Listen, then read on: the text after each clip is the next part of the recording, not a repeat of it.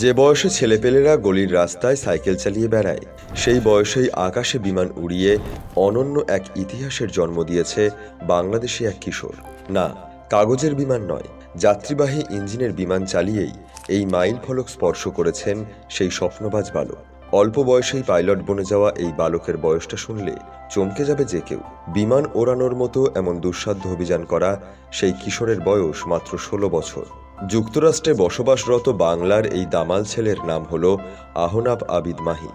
কৈশোর পেরোনোর আগেই সে যা করে দেখিয়েছে তা মোটেই চারটিখানি কথা নয়।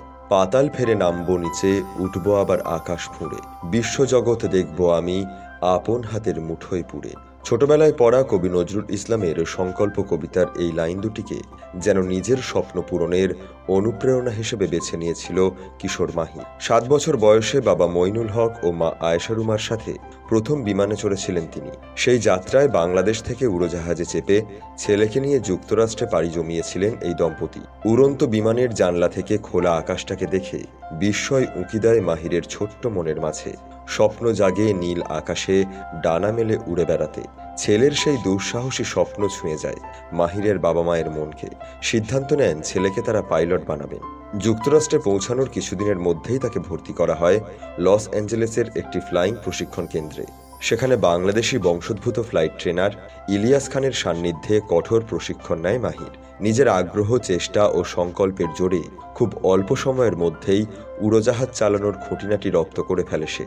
বয়স ১৬ পূর্ণ হওয়ার আগেই বিমান উড্ডয়নের জন্য প্রস্তুত হয়ে যায় বাংলাদেশের এই সোনার ছেলে। কিন্তু ফ্লাইট ট্রেনিংয়ের নিয়ম অনুযায়ী ১৬ বছরের আগে একা বিমান চালানোর অনুমতি না থাকায় অপেক্ষা করতে হয় তাকে।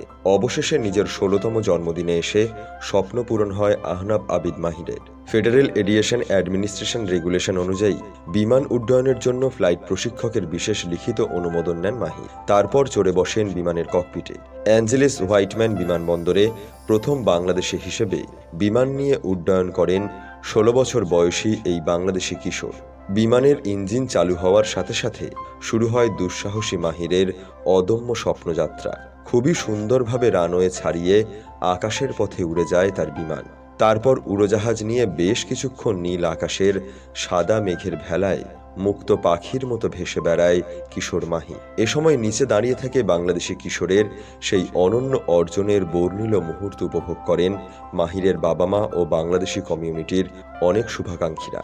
ছেলের এই দুঃসাহসী অভিযান দেখে আনন্দে যেন বুক ফেটে যাচ্ছিল আহনাব আবিদ মাহিরের গর্বিত বাবা মায়ের। এভাবেই বিমান নিয়ে কিছুক্ষণ আকাশে উড়ে বেড়ানোর পর আবার বিমান নিয়ে নিরাপদে অবতরণ করে কিশোর মাহির।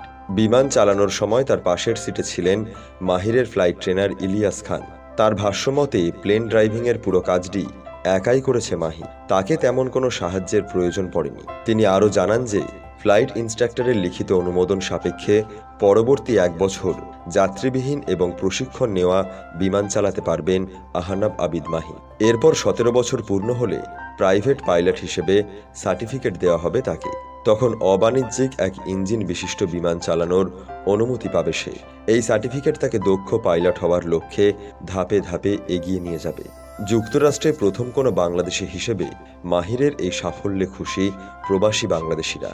মাহিরের এই ঐতিহাসিক অর্জন বহির্বিশ্বে বাংলাদেশের সুনাম বজায় রাখতে নতুন প্রজন্মকে অনুপ্রেরণা যোগাবে।